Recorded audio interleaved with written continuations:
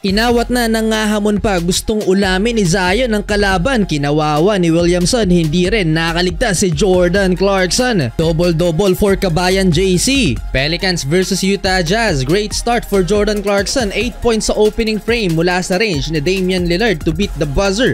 Pasok ang tres ni Kabayan. Zion Williamson 6 points sa first quarter at nagbabalik off the bench ang rim protector ng Utah si Walker Kessler. Last game 11 points, 11 rebounds para kay Kessler. 32-24 lamang ang Utah. Walker Kessler alley-oop dunk to start the second quarter, pero bumawi naman si Zion at laging pintura ang inaatake ng malakalabaw na katawan ni Williamson. Jose Alvarado lob pass, alley-oop dunk mula pa rin kay Zion. Ochai Agbaji in transition dunk and one. 7-minute mark, bumalik si Jordan Clarkson, aggressive mga idol si Zion Williamson, another 2 points. 4-minute mark, parang niyakap ni Shaq si JC nang tangkang agawin ni Zion Williamson ng bolang hawak ni Clarkson. Last 2 minutes, Williamson again slam dunk, showtime na. Ito ang matindi rookie ng Utah Jazz si Keyonte George ng posterize sa transition. 57-55 halftime, Jazz up by 2 points.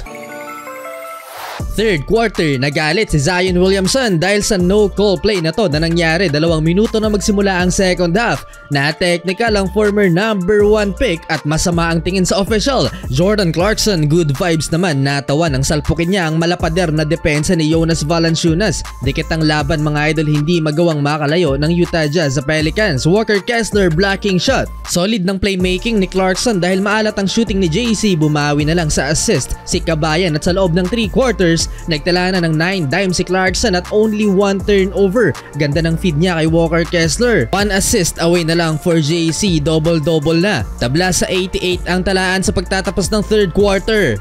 Simula ng fourth quarter, on the run ng Utah Jazz, nakakuha ng magandang suporta mula sa bench ang home team. Collin Sexton and Ochai Agbaji, double figure scoring. No chill naman si Zion Williamson at ang mas maliit na si Collin Sexton binalibag sa pakikipag-agawan ng bola. Hindi na naawa pa si Williamson, maliit na masyado si Sexton kumpara sa katawan niya, inawat na nangahamon pa. Frustrated lang siguro itong si Zion dahil lamang ang Utah Jazz. Palas lang ni Collin Sexton dahil siya ang pinanggigilan. Well, Jordan Clarkson bumalik sa court at simula na ng pag-init ni Kabayan. Back-to-back field goals para bigyan ng 3-point lead ng Utah Jazz. Fadeaway jumper at 3-pointer ni JC at sa assist na to ni Clarkson, meron ng double-double ang ating pambato. Last 3 minutes mga idol sa crunch time, lamang ng 7 points ang Utah Jazz. Biglang naibaba ng Pelicans sa 2 ang lamang ng home team, 114-112. Chance pa sana para itablaw, ipanalo ang laban ng Pelicans, yun nga lang mahigpit ang depensa ng Utah Jazz at sa huli panalo mga idol ang home team 114-112.